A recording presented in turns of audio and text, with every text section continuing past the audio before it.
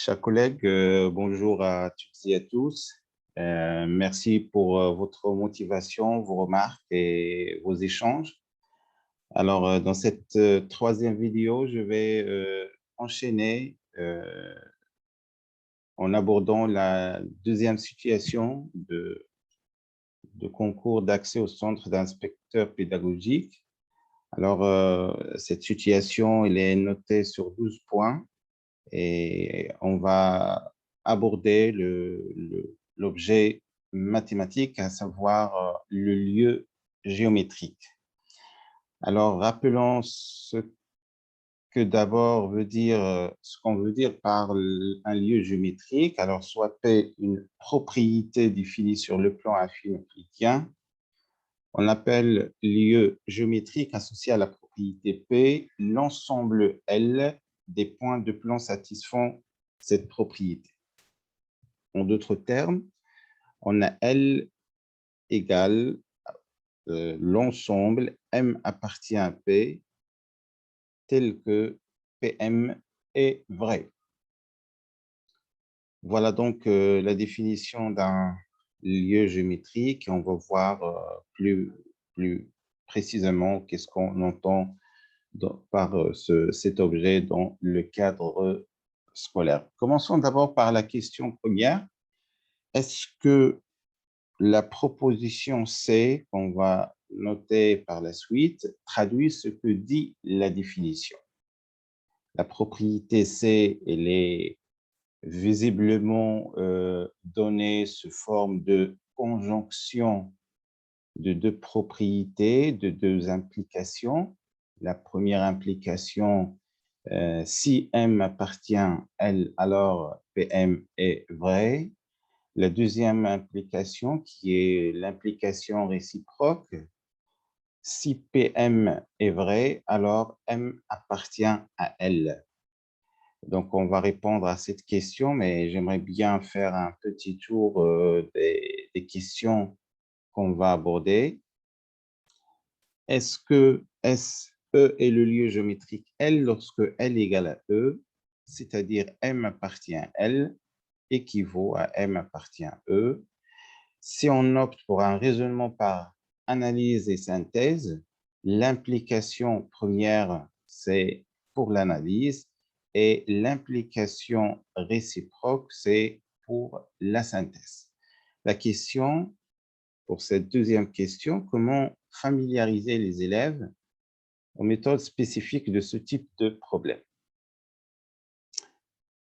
La troisième question, B, nous sommes conduits à distinguer deux types de lieux, les lieux à données fixes et les lieux à données mobiles. Nous plaçons dans le plan, ça veut dire on peut bien parler de concept de lieu géométrique dans l'espace. Pour chacun des lieux suivants, donner la reconnaissance du lieu et préciser le niveau auquel il est proposé aux élèves. Alors, définition du lieu L. Voilà donc un exemple d'un lieu. Produit scalaire AMU égale à 0, où U est un vecteur non nul, donné de plan. MA, MB, produit scalaire MA et MB est nul. Et enfin, MA égale à R. Donc, voilà un exemple assez familier d'un lieu géométrique, à savoir MA égale à R, avec R strictement supérieur à 0. Il s'agit bien ici d'un cercle, d'un cercle de centre A et de rayon R. Alors, c'est juste pour avoir une idée. Donc, on propose méthodologiquement aux candidats d'abord de lire en quelque sorte l'énoncé de l'exercice ou bien du sujet tout entier. Ceci lui permettra de comprendre les connaissances ou bien donner une clarification de plus. C'est intéressant. Par exemple, c'est jusqu'à ce point-là, on peut bien avoir une idée, une image très claire de ce qu'on entend par un lieu géométrique. Donc, revenons à la résolution de ces trois questions dans un premier volet, puis dans un second volet, on va aborder le reste des questions qui ont une relation avec cette notion de lieu géométrique. Je rappelle la question, est-ce que la proposition C traduit ce que dit la définition?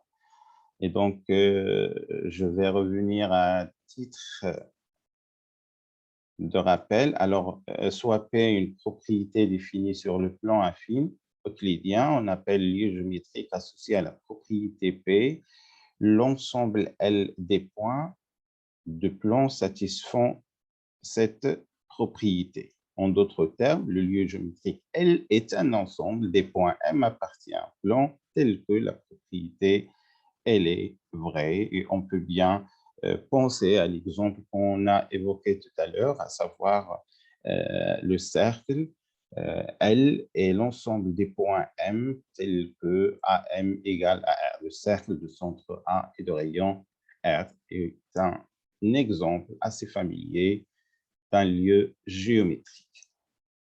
Alors, revenons encore une deuxième fois pour lire cette question. Est-ce que la proposition C traduit ce que dit la définition?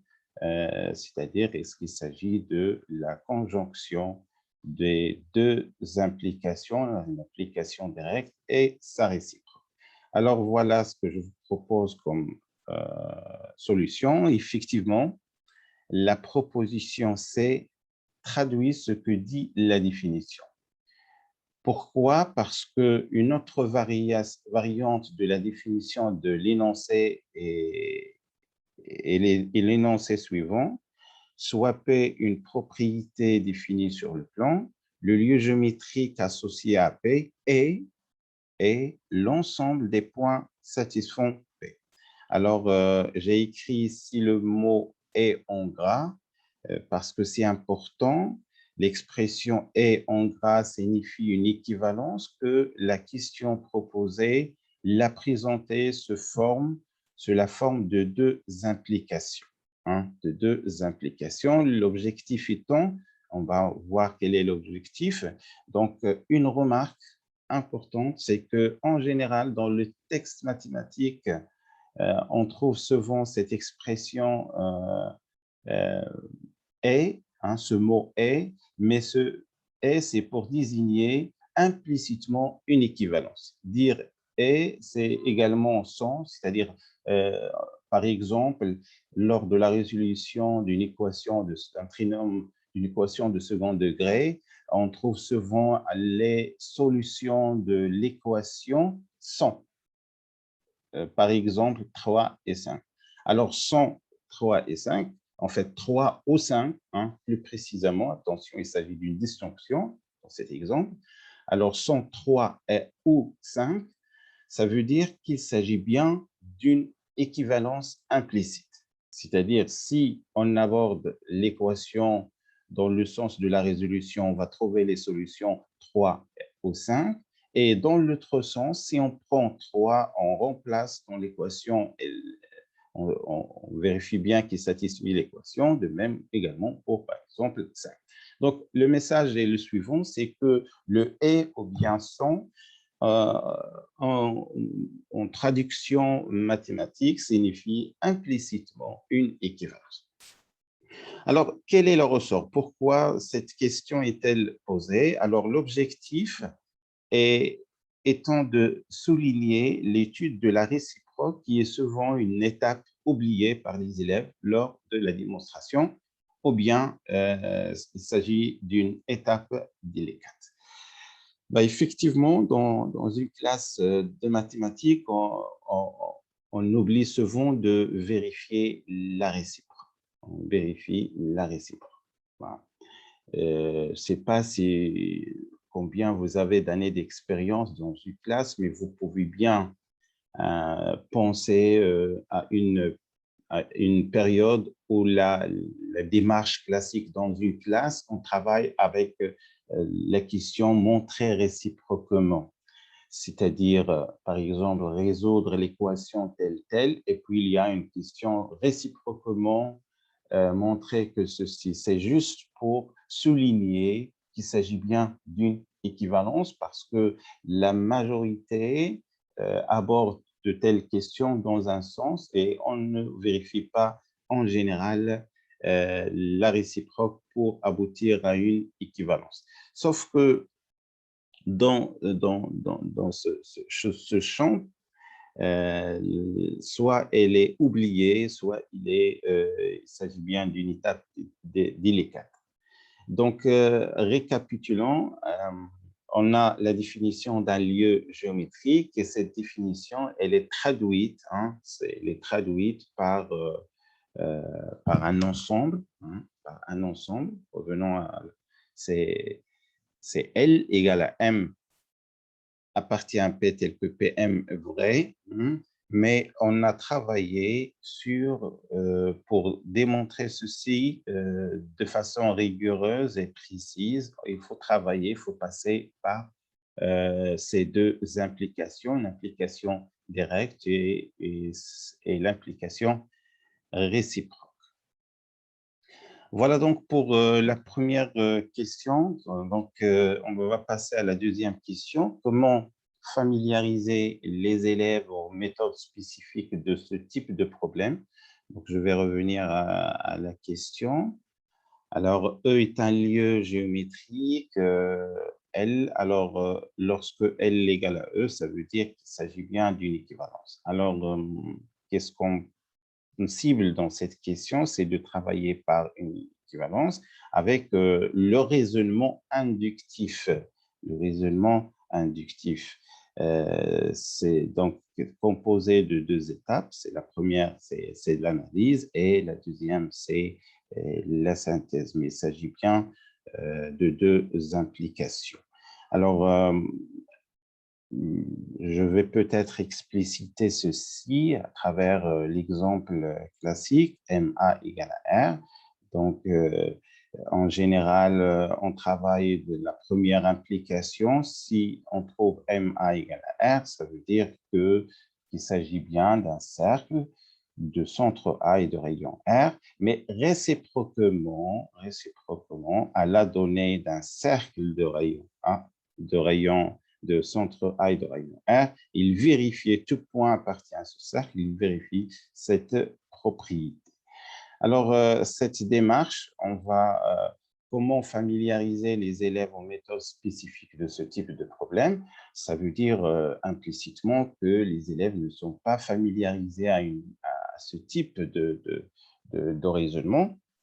Bien sûr, ce qu'on peut noter dans notre expérience, dans notre pratique de classe, c'est que l'équivalence est souvent mal, mal compris par les élèves, ou bien cette activité travaillée sur des situations faisant apparaître l'équivalence est souvent rarement exploitée dans une classe. Je ne parle pas d'une équivalence d'une expression algébrique ou bien d'un calcul, mais une équivalence dans le sens, par exemple, de travailler la condition nécessaire et la condition suffisante. Donc, c'est rarement qu'on trouve ces expressions pour la condition suffisante, pour la condition nécessaire, on trouve. À la rigueur, on trouve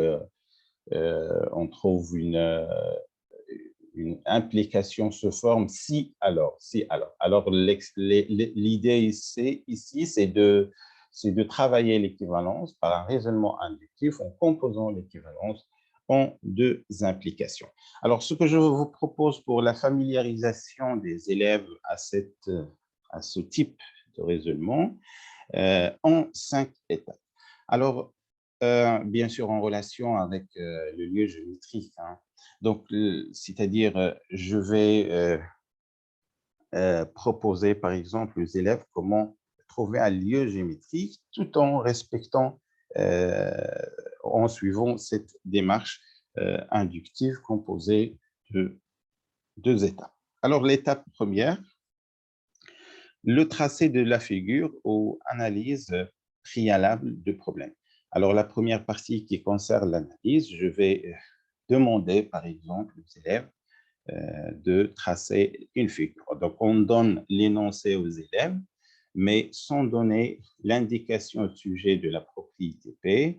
Alors, l'élève réalise la figure comportant le lieu géométrique E. Ensuite, tracer les 2 points, ou bien 3 points, E1, E2, 3 et E3. Ainsi, à l'issue de cette étape, l'élève dispose d'une figure comportant 3 points. Donc, je vais toujours prendre à titre explicatif l'exemple MA égale à R. Alors, c'est la question est de trouver le lieu géométrique. Alors, je vais fixer un R, je vais fixer un point, je vais fixer un nombre R, ce qui est un positif, et un point A de plan. Et puis, je vais demander aux élèves de tracer un point M1 satisfaisant M1 A égale à R, M2 égale à R, et puis je vais laisser l'élève construire ces 3 points pour faire son analyse et pour avoir une idée qu'est-ce que c'est que ce point. La deuxième étape, c'est la démarche d'investigation ou bien visualisation du lieu de point. Alors, l'élève travaille sur l'implication. Si M appartient à elle, c'est-à-dire l'analyse, alors M appartient à E. Le professeur pourra donner des indications. Il pourra également demander à l'élève de lister les propriétés auxquelles ils sont associés les lieux géométriques. Alors, cette deuxième démarche, la première, elle a tracé peut-être trois segments, M1 A, M1, M2 A et M3A, hein, mais peut-être il n'a pas pu savoir quel est le lieu géométrique.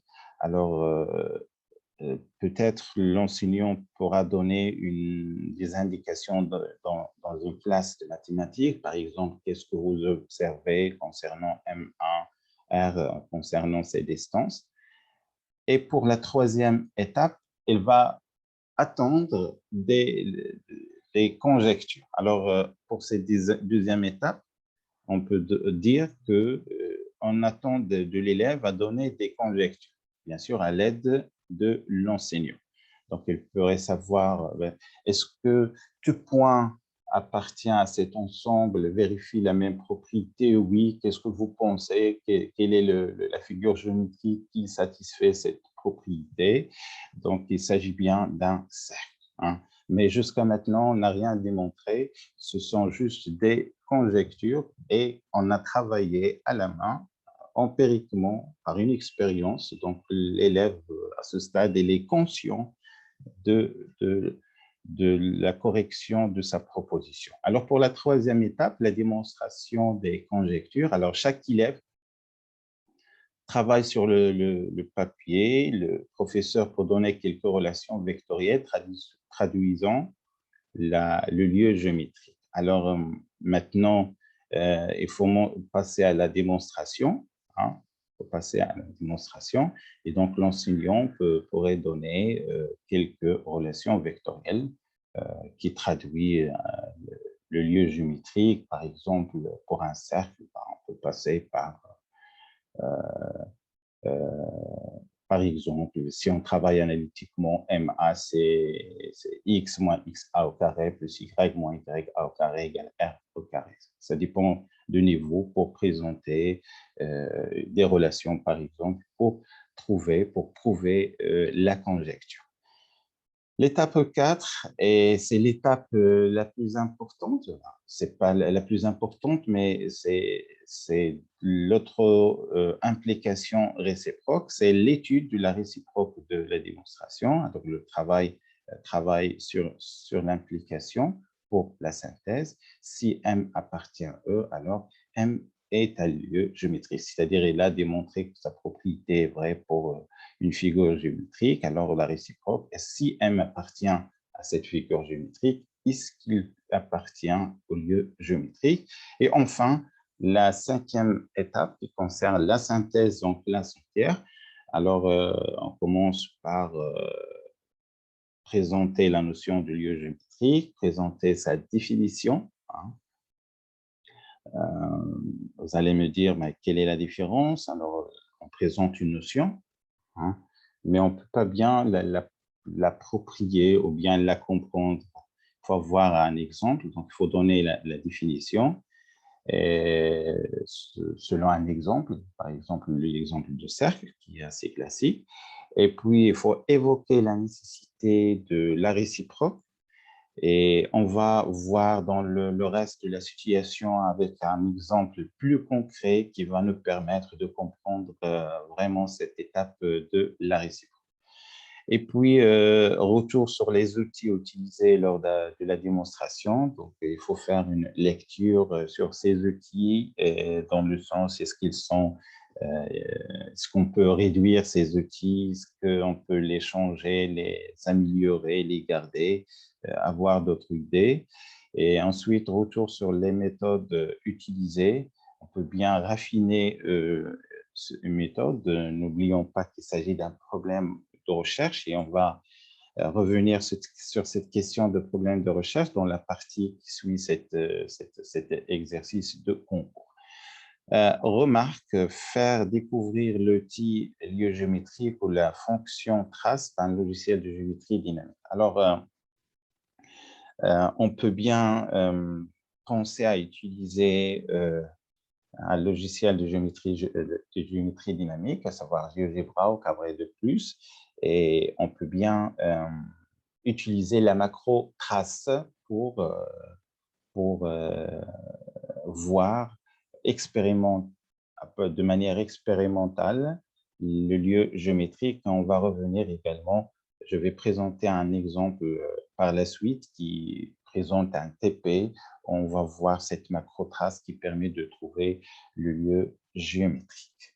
Alors, voilà donc la réponse à cette question. Donc, j'ai proposé 5 étapes pour présenter, pour convaincre les élèves ou pour installer une méthode de résolution de ce type de problème en 5 étapes dans une classe de mathématiques. Bien évidemment, mon objectif est de vous donner des lignes directrices, des vecteurs de prise de conscience de ce qu'on va faire, mais vous pouvez lire ceci à tête reposée dans la version papier du livre.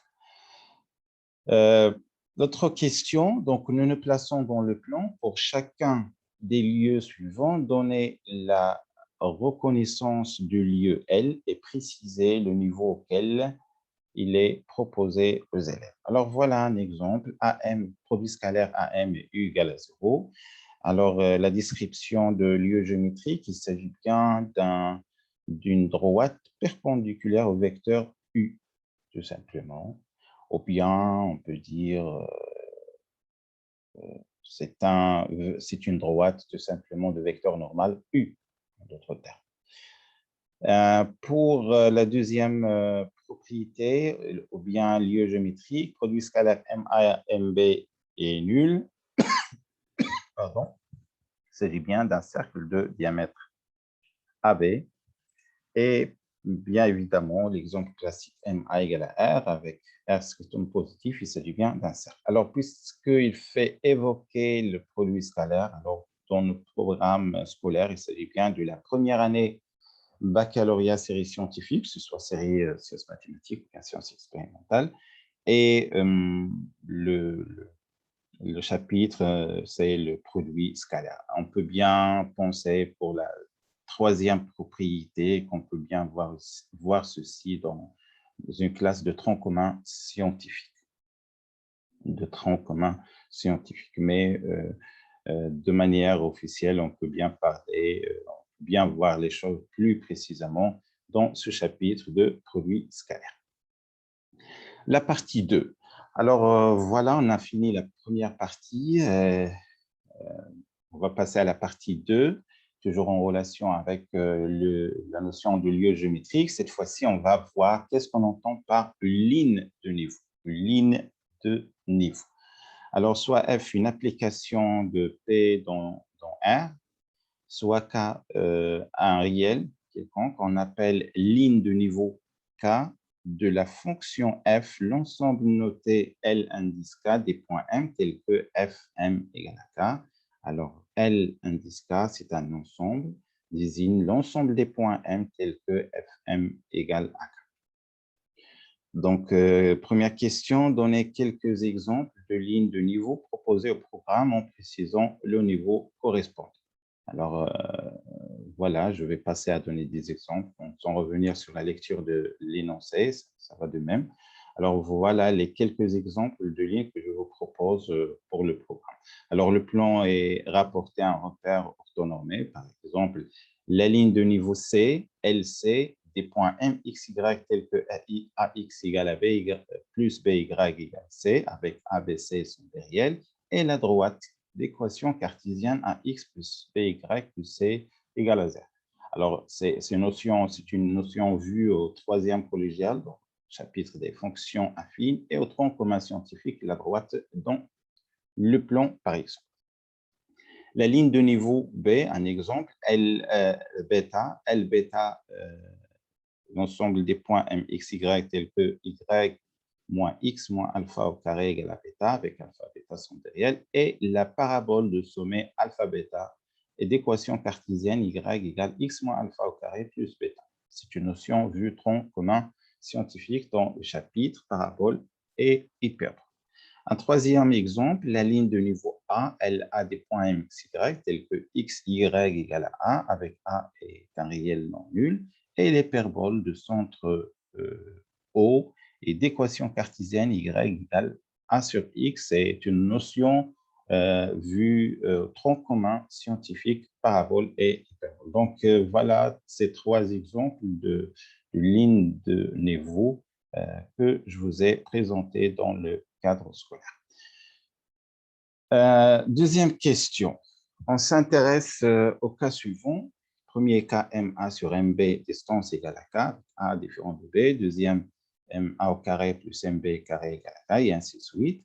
Pour les 5 relations proposées, donnez ce que l'élève doit être en mesure de prouver. Il s'agit bien, comme vous voyez, de lignes de niveau K. Hein, et donc, il s'agit de quelle ligne de niveau, ce qu'on a l'habitude de faire en classe, quel est l'ensemble de points M dans le plan satisfont cette propriété. Sauf que la définition parle dans ce cas-là d'une ligne de niveau K avec une fonction F.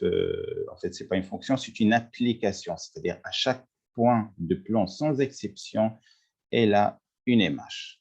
Alors, bien évidemment, je ne vais pas m'intéresser au côté mathématique exclusif parce que je sais bien que vous maîtrisez ceci, mais pour moi, je vais me contenter dans cette vidéo de vous donner juste les éléments de réponse et vous pouvez lire, revoir ceci dans le livre tranquillement. Mais quand même, je vais faire une discussion rapide. Alors, pour la propriété première, ou bien pour la ligne de niveau K, satisfont la relation distance MA sur MB égale à K, avec A différent de B. Alors, vous voyez, A différent de B, c'est pour éviter un cas particulier. Donc, CK est strictement inférieur à 0, c'est l'ensemble vide. Hein. On a une distance à côté, quantité strictement positive. Et bien évidemment, il faut travailler avec K strictement positif. Dans le deuxième cas, K strictement positif, MA sur MB égale à K, c'est équivaut à écrire MA au carré égale K carré MB carré. Vous allez voir que l'idée de trouver cet ensemble de points, c'est toujours de passer par le carré. Je répète, c'est toujours de passer au carré. Pourquoi? Parce que ceci le permet de passer de la distance au produit scalaire. C'est ça l'objectif, tout simplement. C'est ça l'objectif de hein. C'est de passer de la distance au vecteur à l'aide de produits scalaires. Par exemple, ici, regardez MA au carré moins K carré MB au carré. Je peux bien passer au vecteur. Attention, ici, j'ai oublié de mettre le vecteur, mais vous pouvez le mettre. Hein, et effectivement, on a un produit de quantité vectorielle. Et donc, si je prends le produit scalaire de A et B avec 1, avec des points 1 et moins K, dans le premier cas, et 1 est plus K dans le deuxième cas, alors on peut bien noter G, le produit scalaire, pourvu que ce produit scalaire, c'est-à-dire existe, ce barycentre existe, c'est-à-dire il faut que K, 1 moins K soit différent de 0, ce qui est satisfait, hein, parce que si A est différent de B, alors K il est différent de 1, et donc ce G existe. De même, le produit scalaire, en fait, le barycentre G' existe parce que K strictement positif plus 1, c'est quelque chose de 1, donc G' existe. Alors, on trouve quoi? On fait la traduction. Attention, ici, c'est toujours en vecteur. C'est Mg, Mg' égale à 0. Il s'agit bien d'un cercle de diamètre G, G'. Si K égale à 1, donc c'est un cas particulier, on trouve Ma égale à Mb. Et l'ensemble de points dans ce cas-là, c'est la médiatrice de segment AB. Donc, je corrige dans le premier cas au K égale à 1. Il faut bien le signaler ici, c'est-à-dire on travaille avec K différent de 1 ici, K égale à 1. Ah oui, c'est déjà signalé ici. Bien. Pour la deuxième question, MA au carré plus MB au carré égale à K. Alors, si K est strictement négatif, alors c'est l'ensemble vide. On suppose K est strictement positif. Alors, la même idée, on va passer au carré pour pouvoir passer de la distance vecteur parce que ça nous permettra de travailler avec des relations vectorielles.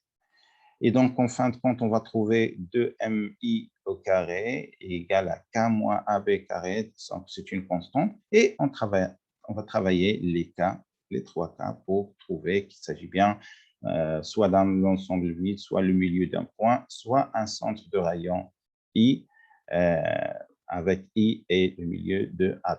Je répète que je ne vais pas expliciter les mathématiques, mais je vais vous laisser le soin de lire ça tranquillement, à tête reposée. Pour moi, je vais me contacter à évoquer les paramètres, soit didactiques, soit l'idée clé de raisonnement. Pour le troisième cas, c'est pareil, c'est toujours la même expression, hein, la même technique, disons, passer au carré pour pouvoir trouver le cas et attention aux actions de. Alors, pour le quatrième cas, MAU égale à K, c'est directement, c'est l'ensemble c'est une droite passant par A et le vecteur normal. Alors, pour celui-là, MA, MB en vecteur égal à K, on pose I le milieu de AB, donc on va trouver une expression MI au carré égale à K plus AB au carré sur 4. Donc, le raisonnement par disjonction de K me permet d'affirmer le. Donc, j'espère bien que je vous ai donné les idées clés pour travailler ces lieux géométriques. Donc, merci encore une fois de vos remarques, de vos échanges dans ce que je reçois dans l'email didactique afrique@gmail.com. Vous pouvez réserver votre livre depuis cet email en envoyant votre nom, votre numéro de contact et votre ville. Merci encore de votre attention. J'espère être un peu utile. À la prochaine vidéo.